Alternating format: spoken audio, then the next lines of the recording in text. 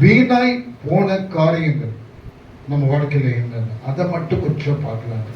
இங்கே ஒர்ஷிப் பண்ணும்போது ஒன்று பாடினீங்க, ஒரு வார்த்தையை தப்பா பாடுறாங்க எல்லாம் சர்ச்சிலையும். அவர் சேட்டையின் கீழ் பாடுறீங்கல்ல, தப்பு.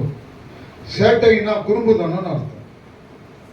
செட்டை இறகுகள், அவர் சிறகுகள் அடைக்கலம், அப்படிதான் பண்ணோம். செட்டையின் கீழ், சேட்டை கிடக்கா பண்ண எல்லாம் தெரியும். நிறைய பேர் சிஸ்டர் கூட சாட்சி கொடுத்தாங்க, அவர் விக்கல் நிக்கல, விக்கல் வரது பத்தி கவலைப்படாதீங்க, நக்கல் வரக்கூடாது. அதனால கர்த்தர் உங்களை இந்த நாளில் சுகப்படுத்தி வைத்ததற்காக நான் பலப்படுத்தோம். நம்பிக்கை வரப்படாங்க. இப்ப நம்ம போலாம். கலாத்தியர் 2:2 மட்டும் வாசிங்க. தலைப்பு வீணாய் போன செயல்கள். நான் தேவ படிங்க, நான் பைபிள்ல கிட்ட கலாத்தியர் 2ஆம் அதிகாரம் 2ஆம் வசனம். நான் தேவ அறிவிப்பினாலே போய் புறஜாதிகளிடத்தில் நான் பிரசங்கிக்கிற சுவிசேஷத்தை அவர்களுக்கு விவரித்து காண்பித்தேன். ஆயினும் நான் ஓடுகிறதும் ஓடினதும் வீணாகாதபடிக்கு எண்ணிக்கை உள்ளவர்களுக்கே தனிமையாய் விவரித்து காண்பித்தேன். வீணாய் தலைபாதான் வீணாய் ஓடினது. நம்ம விசுவாச வாழ்க்கையில ஓடுகிற அந்த ஓட்டங்கள், அதான் சொல்றல, நல்ல போராட்டத்தை போட்டு நான் ஓட்டத்தை முடித்தேன், விசுவாசத்தை காத்துக்கொண்டேன். ஆனா ஓடுகிற ஓட்டம் கர்த்தருடைய ஓட்டமா இருக்கிறதுனால நிறைய பேர்கிட்ட இல்லை. அப்படி விசுவாசமா வர்றவங்க ஞாயிற்றுக்கிழமை தங்களுடைய குணத்தினாலே தன் சேவைகளை இல்லத்தில் இழந்து அந்த ஓடின ஓட்டங்கள் வீணாய் போக வேண்டும். உதாரணத்துக்கு நான் ரயில்வே கோட்டர்ஸ்ல இருக்கும்போது நிறைய ரோமன் கேத்தலிக்கை விட்டு வந்து ஒரு பெந்தகோஸ்து சபையில இந்த விசுவாசியா மாறின போது எனக்குள்ள ஏற்பட்ட என்னன்னா, அன்னைக்கு வாலிப பிள்ளைகளை கர்த்தருக்குள்ள வழி நடத்தணும். அப்படி வழி நடத்தின பொன்னியின் மேட்டில் இருக்கிற அந்த ஆர்பிஎஸ் சர்ச்சில் இருக்கிற நித்யானந்த அசிஸ்டன்ட் பாஸ்டர், இந்து அவன், இந்த நாமம் போடுற அந்த குடும்பம், அவங்க இந்த பெருமாளை வளர்ந்து வருவார். அந்த பையன் நீங்க அசிஸ்டன்ட் பாஸ்டரா இருக்கான் நித்யானந்தன். என் மேலே அவ்வளோ மாதிரி அந்த சாலமோன்லாம் தெரியும். பட்மேட்ல இது பொன்னிமேட்ல சபை வச்சிருக்கு, சாலமோனுக்கு தெரியும். அவங்க ஃபேமிலி அவங்கெல்லாம் போவாங்க. எதுக்காக சொன்னா, ஓடுகிற அந்த ஓட்டங்கள் பிரயோஜனமா இருக்கணும் கர்த்தருக்கு. அப்படி நிறைய வாலிப பிள்ளைகளை நான் கர்த்தருக்குள்ள பண்ணினேன். நானும் நம்ம பசங்க வருவாங்க, சனிக்கிழமை மீட்டிங் வைப்பான். அது ஒரு டெக்னிக் நான் பண்ணேன். இந்த பசங்க வாலிப பசங்க இந்த மாதிரிலாம் வராதுங்க. இண்டு பிள்ளைங்க நிறைய எங்கள் ரயில்வே கோட்டர்ஸ்ல கேரம் போர்டு போட்டேன். நான் கேரம் போர்டு கொஞ்சம் நல்லா ஆடுவேன். இண்டு பிள்ளைங்க கேரம் போர்டை போட்டு ஒரு டோர்னமெண்ட் போர்டு போட்டு வீட்டில் விளையாட வைப்பேன். எல்லாம் வருவாங்க, பெரியவங்கெல்லாம் வருவாங்க அந்த கோட்டர்ஸ்ல உள்ளவங்க. அப்படியே சனிக்கிழமை அப்படி மீட்டிங் நடத்த ஆரம்பிச்சேன். நிறைய ஆதாயப்படுத்தினேன். ஆனா அது வீணாய் போனது. என்னன்னா, இந்த வாலிப கூட்டத்தில் எந்த நோக்கத்திற்காக நடத்தணும், ஏன் மகன் இதுவரையில் நேற்று கூட நைட்டு ஒரு விஷயத்த சொன்னான், ஜெபம் பண்ணும்போது அவனுக்காக ஒரு ஜெபம் பண்ணுங்க அப்படின்னு.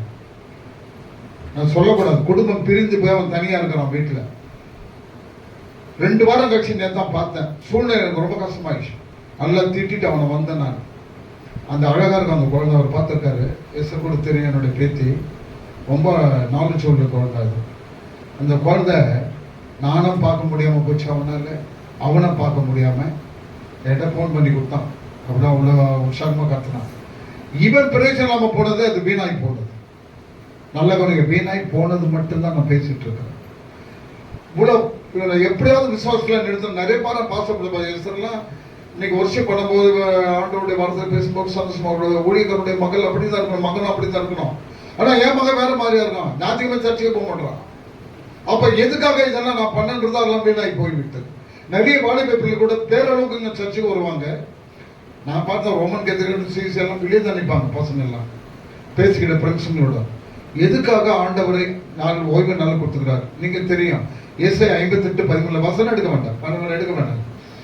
பரிசுத்த ஓய்வு நாளை குலைச்சலாக்காதபடி உன் சொந்த வேலையும் செய்யாம சொந்த பேச்சை தொந்தன்னு பேசின இருக்காம நீ கர்த்தர் ஒருவையே அந்த ஓய்வு நாள்ல ஆராதிக்கப்பட கர்த்தர் ஒரு நாளோ ஆயத்தப்படுற அதெல்லாம் விட்டுட்டு வந்துட்டு நம்ம போறோம் வரோம். ஆனா நம்ம வாழ்க்கை இருக்கிற விசுவாசம் அது வீணாய் போய்விடுது. சரி, இங்க பவுல் சொல்ற கலாத்தியருக்கு எழுதும்போது ஓடினது எல்லாமே வீணாகி போயிடும். இப்போ மோசே எடுத்துக்கோ, ஆதியாகமம் எடுத்து யாத்திராகமத்தில் பண்ணல, அது நிறைய படிக்க வேண்டியது வரும். நான் கொஞ்சம் ஷார்ட்டாகவே போகிறேன், ஏன்னா நான் 20 மினிட்ஸ்க்குள்ள படிக்கணும். என்ன பண்ணார்? அடிமைப்பட்டு கிடந்த எகிப்து இஸ்ரவேல் மக்களை கொண்டு வந்தார். கர்த்தர் அதுக்காக தான் தெரிந்து கொண்டார். தனிக்கு அவர் திக்கு வாய் உள்ளவர், ஒழுங்கா பேச வராது. பாருங்க, யாருக்கு ஆண்டவர் தெரிந்து கொள்ளப்பட்ட பாருங்க. அவரை கொண்டு வந்தாரு. அந்த மக்களை கொண்டு வந்து அந்த வனாந்தரத்தில், வனாந்தரம்னா பாலைவனம், உங்களுக்கு தெரியும். நான் பாலை வந்த பிரதேச நாட்டிற்கு 4 நாடுகள் நான் போய் வந்தேன். என் மகன் அங்கே தான் இருக்கான், துபாயில் இருந்தால். இப்போ கத்தாருக்கு போயிட்டாங்க. இப்போ கூட மறுபடியும் கத்தார் போயிட்டா. அதனால தான் இங்கே நான் ஃப்ரீயா இருக்கேன். எதுக்காக சொன்ன, அந்த பாலைவனத்தில் ஒரு நாள் இருக்க முடியாது. ரொம்ப அனல், மழையே பெய்யல அங்க. இதுவரையிலும் 20 வருஷம் மேலாவது மழை பெய்யல. ஆனா தண்ணிக்கு பஞ்சமே கிடையாது. என் மகன் சொல்ற, எப்படிதான் தெரியல டாடி, கடல் தண்ணிய இவ்வளவு பண்ணிட்டு ஒரு குறையில 5 நிமிஷம் கரண்ட் போனது கிடையாது. இதுவோ நாடு சொல்றது வெக்கமாக இருந்தாங்க. சரி, அது போகட்டும், அதை பத்தி அரசியல் ஆயிடும், பேச வரல. ஆனால் இந்த பாலைவனத்துல ஒரு நாள் இருந்து பாருங்க, ஒரு நாள் முதல்வனா இருந்து பாருங்கிற மாதிரி பாலைவனத்துல போய் பாருங்க, சுத்தி பாருங்க, கால் தகர்ச்சி போயிடும். தண்ணி தாக்கும். அங்க மரங்களே கிடையாது, பெரும்பாலும் வர்றது பேர்ச்ச மரம் வரும். துபாயில நான் போனேன், அபுதாபிக்கு போயிட்டு இருக்கும்போது, சர்ச்சுக்கு போகும்போது வழியெல்லாம் பேர்ச்ச மரம் தான், ஈச்ச மரம் இருக்கும். நம்ம இங்க அதிகமா சாப்பிட்ற அது கொற்கலிக்கவா, இந்த அதை என்ன சொல்றீங்க, அது கொற்கலிக்கை தானே. அதுக்கு நிறைய வலிந்துக்குது. நாங்க போய் கார்ல ஏறி அடுத்து சாப்பிட்ட ஒரு மால் கிட்ட, அவங்க எல்லாம் அரபிக் சைட்ல ஒரு மாதிரியா பாக்குறாங்க. இது சாப்பிடலாமான்னு கேட்கறான் ஒருத்தன், இங்கிலீஷ்ல. அப்ப நாங்க சாப்பிட்டு காட்டணும். அது பிறகு அவங்க டேஸ்ட் பண்ணான்.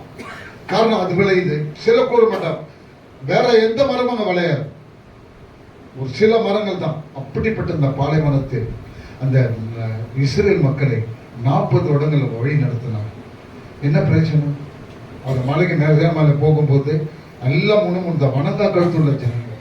இன்னைக்கு அப்படிதான் சபைக்கு விரோதமாய் எல்லோரும் முறுமுறுக்கல, பாஸ்டருக்கு முறுமுறுக்கல, எதிரில் பேச மாட்டாங்க. பின்னாடி போய் பேசுறதுல நான் எனக்கு தெரியும், நல்லாவே தெரியும். என்ன பிரச்சனைப்பா? நீ கிறிஸ்தவன் அந்த வீட்டு சபைக்கு வந்துட்டு, சபைன்னு சொல்றது நான் பெரும்பாலும் விரும்பல, சர்ச்சுன்னு தான் சொல்லுவேன் நான். அது தவறாக மொழிபெயர்க்கப்பட்டது பைபிள்ல. ஏன்னா 4 பேர் கூடி பஞ்சாயத்து பேசுறதும், விழாக்களை பத்தி 4 பேர் அரட்டடிக்கிறதெல்லாம் சபை தான். ஆக்சுவலி சபை என்பது ஒரு தமிழ் பண்டிட் சமஸ்கிருதம் படிச்சவரை பைபிளை மொழிபெயர்க்கும் போது அவர் கொண்டு வந்துட்டாங்க. அதனால தான் அந்த வார்த்தைகள்லாம் வந்தது. நான் சர்ச்சுன்னு சொல்றதுதான் விரும்புவேன், சபை சொல்றது மாட்டேன். வீட்டுக்களை மட்டும் அந்த கூடி வரதான் சபை. ரைட், அது போகட்டும். ஆனால் இவ்வளவு தூரம் பிரயாசப்பட்டு மோசே என்ன பிரயோஜனம்? அந்த ஜனங்க மனம் திரும்ப தானே போனாங்க. நீங்க யாத்திரை புள்ள படிச்சு பாத்தீங்கன்னா தெரியும், எத்தனை விரோதமான காரியங்கள். விக்கிரகத்தை வணங்காதுன்னு சொல்லிட்டு அந்த காலத்திலே இருக்கிறத வணங்காக கூடாதுன்னு சொல்லியாச்சு. அப்புறம் தங்களுக்கு ஒரு கண்டு கொண்டு சிலையை உருவாக்கி அவர் வணங்க ஆரம்பித்தார். அப்ப என்ன மோசே எதற்காக பிரயாசப்பட்ட நல்லா வீணாய் தான் போனது. அதனால 1 சாமுவேல் 2:22 மட்டும் படி.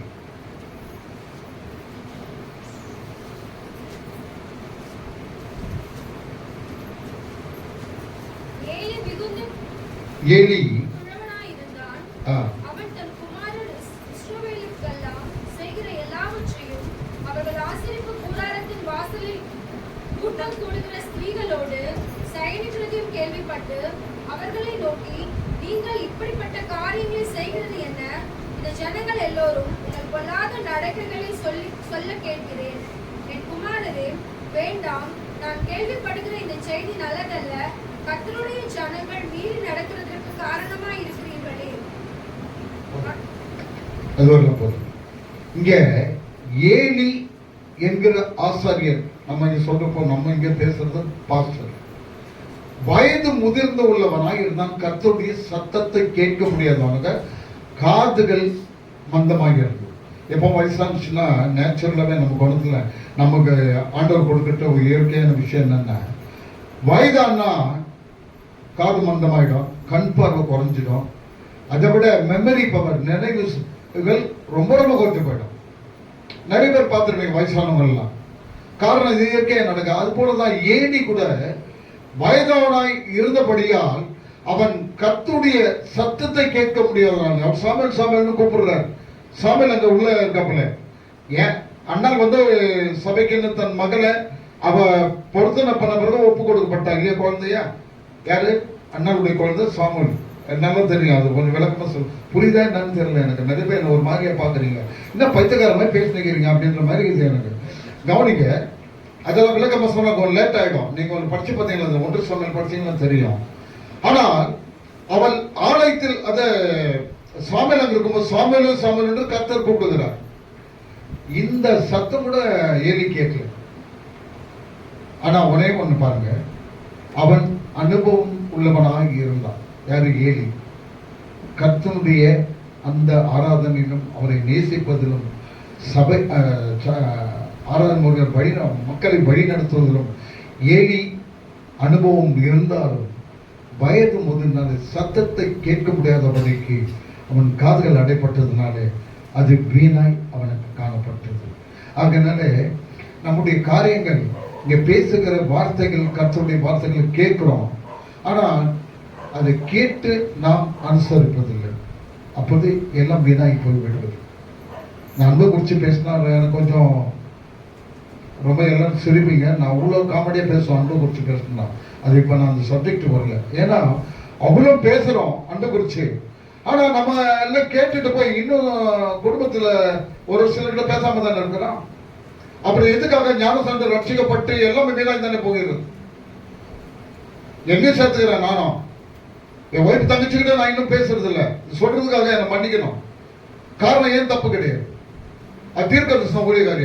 இங்கதான் இருந்தாங்க கொஞ்ச நாள். அவரு நம்ம கலையரசன் பாஸ்டர் சபைக்கு தான் அவங்க மாங்காடு போயிட்டாங்க. என் ஒய்ஃபும் அதுவும் ட்வின்ஸ் ஒன்னா பிறந்தது.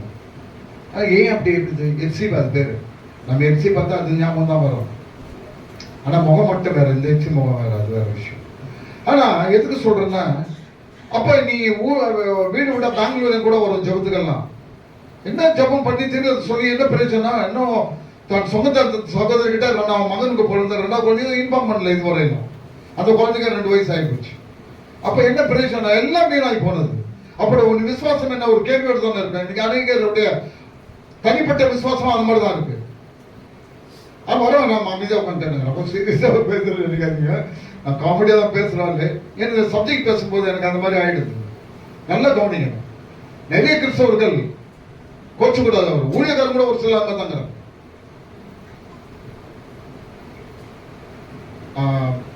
பெத்தல் என்ற சபை ஒருத்தூர்ல இருக்கு. நான் ரொம்ப ரொம்ப ஹெல்ப் பண்ண ஒரு சபை. ஒன்னும் இருந்தது, ஏசியோட கண்ட்ரோல்ல இருந்தது. அப்படி வந்து அது பெரிய ப்ராப்ளம். அது சான் சுந்தர்லாம் பார்த்து தலையிட்டு கட்சியில் அவரே இடத்த கொடுத்து வாங்கும்போது அங்கே போய் ஆரம்பத்தில் இருந்து 15 வருஷம் நான் ஹெல்ப் பண்ணேன். பாவடியிலிருந்து வருவேன் நான். இந்த ஊழியத்தில் இப்போ 8% மாற்றிட்டு அவங்களுக்கு போய் ஹெல்ப் பண்ணுவேன். ஆனால் அங்கே ஒரு தடவை அவர் மெசேஜ் கொடுத்தாரு அந்த பாஸ்டர். அன்பை குறித்து பேசினார். பார்த்துருங்க, கொஞ்சம் ஒரு நிமிஷம் பார்த்துருங்க, பின்னாடி தெரிஞ்சுக்கத்தான் டைம் கிட்ட ஒரு 2 நிமிஷம் இடைவெளி. கவனிங்க, பார்த்தீங்களா எவ்வளோ பேசி பிரயோஜனம் போதுங்க. அவரு அன்பை குறித்து பேசினாரு. நான் தபலா வாசிட்டு இருந்தேன். அன்னைக்கு முடிச்சாரு, முடிச்சுட்டு போனாரு அவரு வீட்டுக்கு. கருண் கொஞ்சம் வர முடியுமா, கொஞ்சம் கொஞ்சம் லேசான வேலைலாம் நான் கொஞ்சம் பார்ப்பேன், வீட்டுக்கு வர முடியுமான்னு கேட்டாரு. ஃபேன் ஓடல ஹாலில். நான் அதை ரெடி பண்ணி கொடுத்தேன். அப்போ 12:30 மணி இருக்கும். ஒரு பிச்சைக்காரர் வந்து அங்கே வாசலில் குரல் கொடுத்தார். ஐயா ஐயா பசிக்குது அப்படின்னு கொடுத்தாரு.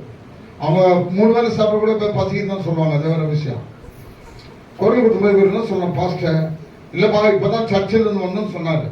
அது நான் பக்கத்தில் தான் இருக்கேன், இப்போதான்ப்பா வந்தோம் இருப்பா அப்படின்னாரு. மறுபடியும் பிச்சைக்காரெல்லாம் பொறுமை கிடையாது, போறவங்களும் விட மாட்டாங்க. ஐயா ஐயா பசிக்குதியா? யோ இப்போதான் வந்தேன். யார்? அன்பை குறிச்சு பேசின பாஸ்டர். அப்புறம் மறுபடியும் ஐயா ஏதாவது காசு போடு. சொல்றது தெரியல. என்ன பண்ண பிரசங்க பண்ணி எல்லாம் வீணா போச்சு. நான் அப்படியே என்கிட்ட ஒரு பழக்கம் இருக்குது, அது பாஸ் ஆகுற நான் பட்டுன்னு கேட்டுருவேன். அதே எனக்கு பிடிக்காது நிறைய பேருக்கு. ஏன்னா உண்மையை பேசுறேன் பாரு, உண்மையை பேசுற யாருக்குமே பிடிக்காது. ஆமாக்கா, நீங்க உங்க வீட்டுக்காரர் திட்டு நான் கண்ணால பார்த்தேன், நீங்க கூட எட்டி வச்சிங்க உங்க வீட்டுக்கார. அப்ப நான் இருந்தா நான் அது பிடிக்காது. உண்மையான சொல்லலாம் அந்த அக்கா. ஏன்னா மானத்தை எடுக்கிற மாதிரி இங்கே பண்ண இந்த பொண்ணு வந்து என்ன சிலருக்கு அந்த மாதிரி கேரக்டர் ஒன்னா திருத்த முடியாது. நம்ம ஆனா அவ்வளவு விசுவாசமா இருக்க கர்த்தர் நேசிக்கிற நமக்கு அந்த குணம் இல்லைன்னா அப்புறம் என்னங்க பிரயோஜனம்? மன்னிக்கிற குணம் இல்லை, அப்ப எல்லாம் வீணா தான் போகுது இல்லையா? சரி, அது போகட்டும். ஏலியினுடைய வாழ்க்கைக்குடைய அனுபவம் இருந்தாலும் விசுவாசம் இருந்தாலும் நாம் சில பேரை செவிகள் அடைக்கப்பட்டவர். அதுதான் ஆண்டவர் அடிக்கடி சொல்றது, காதுடன் கேட்கப்படும் சொல்றது. இதான் காரணம். மெசேஜ் கொடுக்கும் கூட நான் பார்த்துருக்கேன். அவர் சிலர் அக்கா டைம் பார்க்க தொன்னு பேசினு இருக்காரு. அதெல்லாம் தெரியும், சொல்லாம நான் அதெல்லாம் புரிஞ்சுக்குவேன். நான் நிறைய பேர் இவர் கூட மெசேஜ் கொடுப்பாங்க, மற்ற பாஸ்ல மெசேஜ் கொடுப்பாங்க. நான் கொஞ்சம் ஜனங்களை கொஞ்சம் கவனிப்பேன். சின்ன பசங்களை யாராக இருந்தாலும் என்ன பண்றாங்க, என்ன பேசினுக்கிறாங்க, அதனால ரொம்ப ஷார்ப் பண்ணாங்க. அப்படியே பார்க்குறவங்களுக்கு கூட யார் என்ன பண்ணாங்க எனக்கு நல்லா தெரியும்.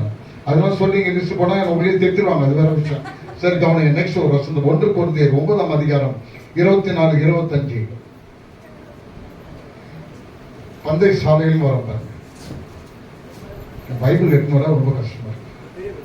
1 கொரிந்தியர் இது தீர்த்துக்குள்ள லேட்டா இருக்கு.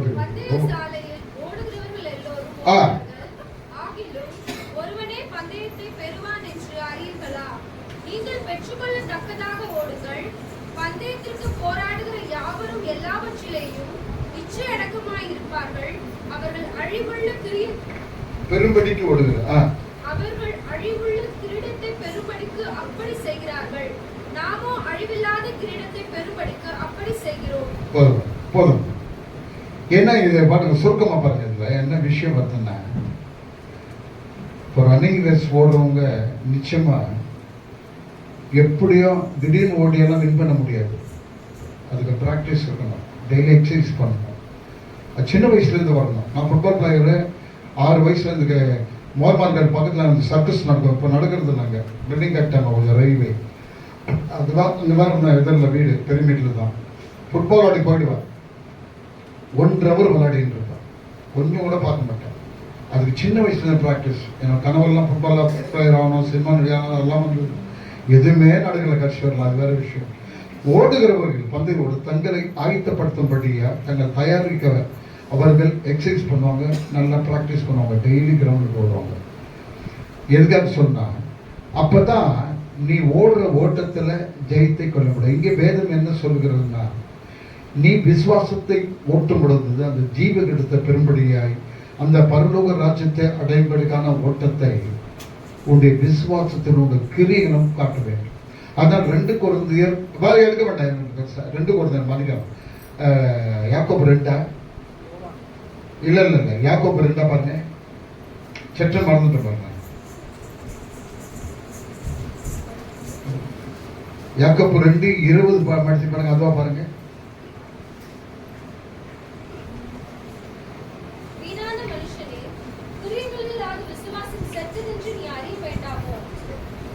இல்ல படிமா படி. நம்முடைய பிதாவாகிய ஆபிரகாம் தன் குமாரன் ஈசாக்கை பலிபீடத்தின் மேல் செலுத்தினபோது இல்ல அது வராது. சாரி, அதாவது என்ன வரும்னா, நற்கிரியைகள் இல்லாத விசுவாசம் செத்துதுன்னு வரும். கிரியைகள் இல்லாத விசுவாசம், அதாவது நற்கிரியைகள் வேற இல்ல, நற்கிரியைகள் வரும். நல்ல செயல்கள் கிரியைகள் செத்து. மன்னிக்கணும். யாக்கோபு 2 மன்னிக்கணும் 20. யாக்கோபு 2ஆம் அதிகாரம் 20 மட்டும் கொஞ்சம் நான் முடிக்கிறேன், டைம் ஆயிடுச்சு. இதெல்லாம் வந்து கொஞ்சம் லென்த்தா இருக்க பிரசங்கிக்க டைம் இல்லை.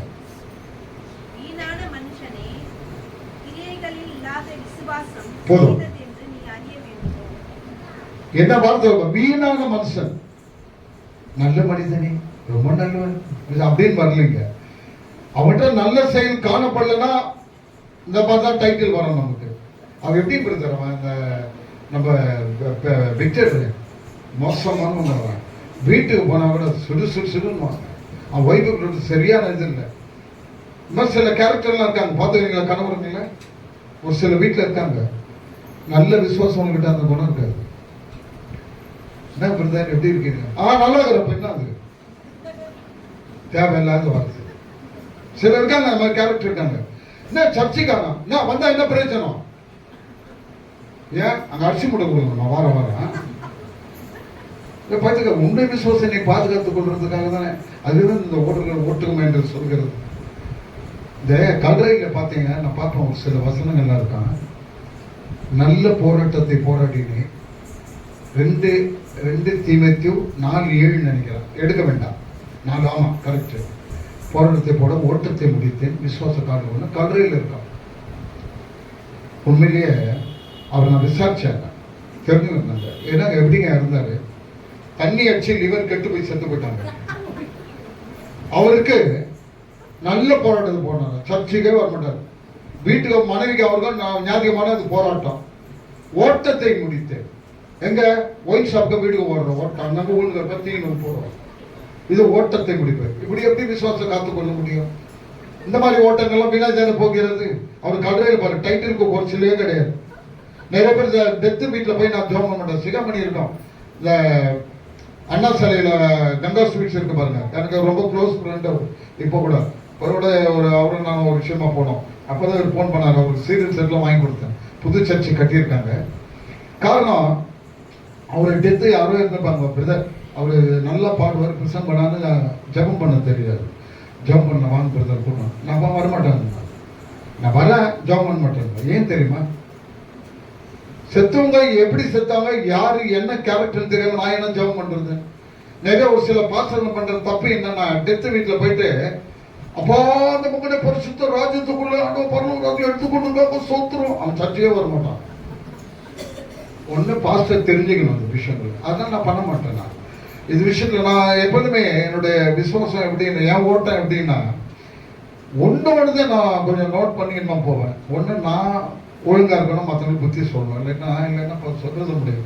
இவ்வளவு குறை சொல்றது காரணம் என்னன்னா, நான் கொஞ்சம் கரெக்டா இருக்கேன் எல்லாத்துலயுமே. கிரியைகள் கூட அப்படிதான்.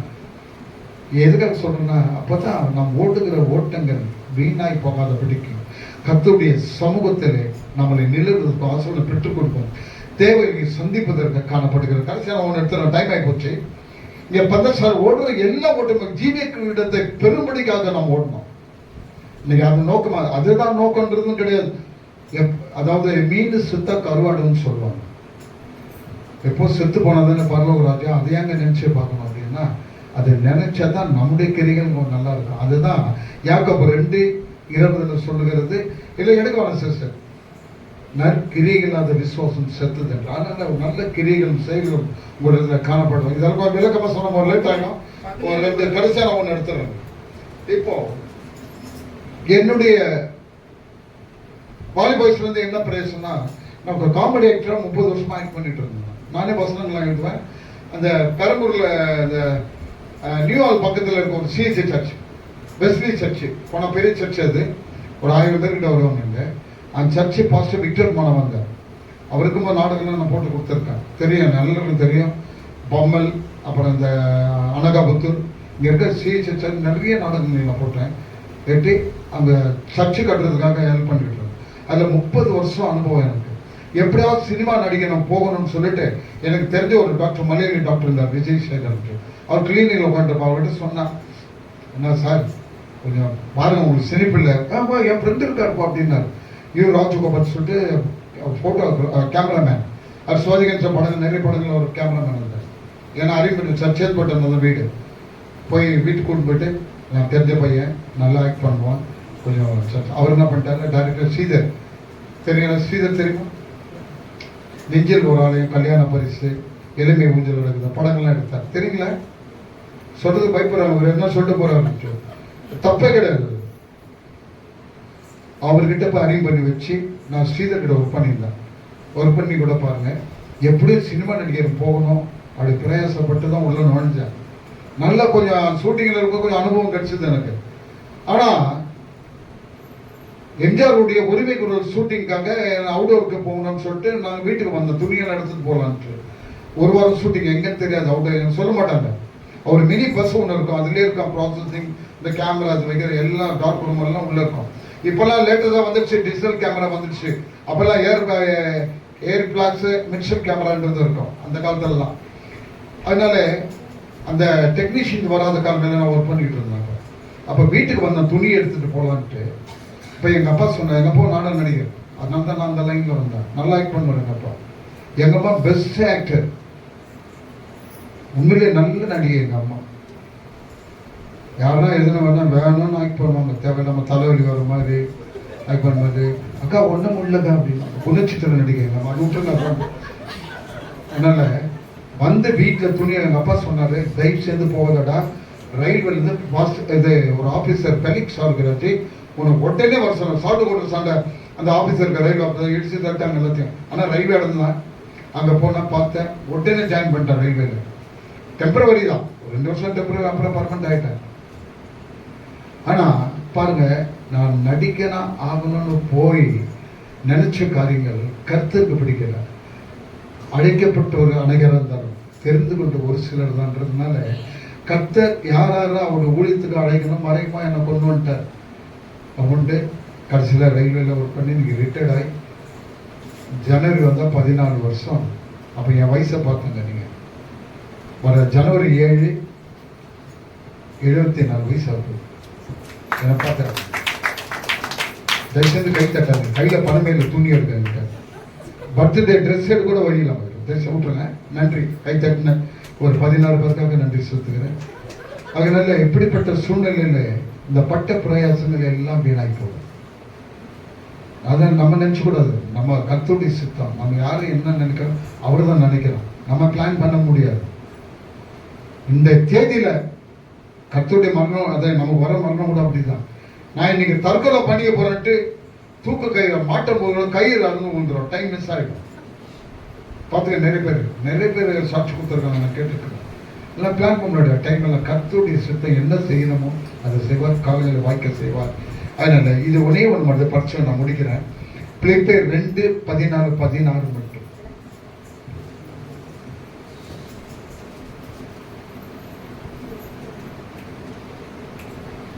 நான் வீணாக ஓடினதும் வீணாக பிரயாசப்பட்டதும் இல்லை என்கின்ற மகிழ்ச்சி கிறிஸ்துவின் நாளில் எனக்கு உண்டாயிருப்பதற்கு ஜீவ வசனத்தை பிடித்துக் கொண்டு உலகத்திலே சுடர்களைப் போல பிரகாசிக்கிற நீங்கள் கொஞ்சம் போதும். அது ஃபர்ஸ்ட் வார்த்தையை மட்டும் போதும். வீணாக ஓடினதும் வீணாக பிரயாசப்பட்டதும் இல்லை என்கிற மகிழ்ச்சி. அதாவது ஓடுகிற அந்த ஓட்டங்கள், படுகிற பிரயாசங்கள் கர்த்தரை சார்ந்தது, கர்த்தருடைய விசுவாசமான ஓட்டமாக இருப்பதனால நான் ரொம்ப மகிழ்ச்சியா இருக்கேன். வசனம் பவுல் சொல்றாரு, ரொம்ப அழகான ஒரு வசனம். அப்படிதான் நம்ம வாழ்க்கை கூட இருக்கணும். நம்ம படுகிற பிரயாசங்கள், ஓடுகிற ஓட்டங்கள் கர்த்தரை இந்த பரவல நித்திய ஜீவனை பெற்றுக்கொள்ளும்படியான ஓடுகிற ஓட்டமாய் தான் காணப்படும். அதனால தேவையில்லாத இன்னைக்கு ஒரு முடிவு நெருங்க போயிட்டோம். எப்படிதான் போச்சு இந்த 23 தெரியல. அந்த 21 ஹாஸ்பிட்டலு ஆப்ரேஷனு இப்படியே கழிஞ்சது, நாளே தெரியல. கடைசியில் டிசம்பர் வந்தது, 21 டிசம்பர். அப்போ பார்த்தா 2 கண்ணு ஆப்ரேஷன், அதுலேயும் ப்ராப்ளம். அப்போ அந்த கண் ஆப்ரேஷன் பண்ணி எடுத்த பிளட் டெஸ்ட்ல பார்த்தா கிட்னி கொஞ்சம் ப்ராப்ளம். இவ்வளோ போராட்டங்கள், சத்துரு எத்தனை வாதைகளை கொண்டு வந்தாலும் கர்த்தருடைய சமூகம் நம்மளோட இருக்கிறதுனால, அப்படி நேசிக்கிறதுனால, அந்த உண்மையாக காணப்படுறதுனால, அந்த ஓடுகிற அந்த பிரயாசம் ஓட்டங்களும் அந்த செயல்களும் கர்த்தரை நோக்கி இருப்பதனால, அவருக்கு பிரியமாக இருப்பதனால எல்லாவற்றையும் பாதுகாத்து நம்ம இவங்க மத்தியில் நிற்க வைப்படியா கொடுத்த அந்த பலனுக்காக சோத்துறோம். இன்னைக்கு என் பையன் நேற்று நிற்க முடியாமல் நிற்கிறான். ரொம்ப வேதனையாக இருந்தது. நைட்டு அவர் சொல்லும் போது 10 இருக்கான், நான் அவங்களாம் ஜாப் பண்ணுங்க, பேர் என்னன்னு கேட்டு சொன்னேன். எதுக்காக நான் எவ்வளோ பிரயாசப்படுறோம் பிள்ளைங்களை கொண்டு வரணும், விசுவாசத்தில் கொண்டு வரணும். இன்னைக்கு வாலிப பிள்ளைங்களை பார்த்தா எனக்கு ஒரு சந்தோஷம். அதாவது வாலிப பிள்ளைங்கன்னா கர்த்தருக்குள்ள இருக்கிற பிள்ளைங்களை மட்டும்தான் சொல்றேன். அதுதான் உண்மையான கர்த்தருக்கு பிரயோஜனம் உள்ள ஓட்டமாய் காணப்படுது. பிள்ளைங்க அப்படிதான் வளர்க்கணும், பெற்றோர்கள் பிள்ளைங்களை. அதனால கர்த்தர் இந்த நாளில் கூட நாம் 24 நெருங்கிட்டு வரணும். ஒரு 6 நாள் தான், 6 நாள் இருக்கு. அதனால ஒரு புதிய தீர்மானத்திற்குள்ள ஓடுகிற ஓட்டங்கள் எல்லாம் கர்த்தரை நோக்கி ஓடுகிற ஓட்டங்கள். உங்கள் பிரயாசம் காணப்பட்டது என்றால் உங்கள் வாழ்க்கையில் எந்த குறையும் இல்லை. இந்த விக்கலும் சரி, வீட்டில் இருக்கிற பிடிங்களும் சரி, நம்ம ஒன்றுமே மேற்கொள்ள கர்த்தரை உங்களை ஆசீர்வதிப்பாராக. ஆமென். கொடுத்த வாய்ப்புக்கு அவருக்கு நன்றி.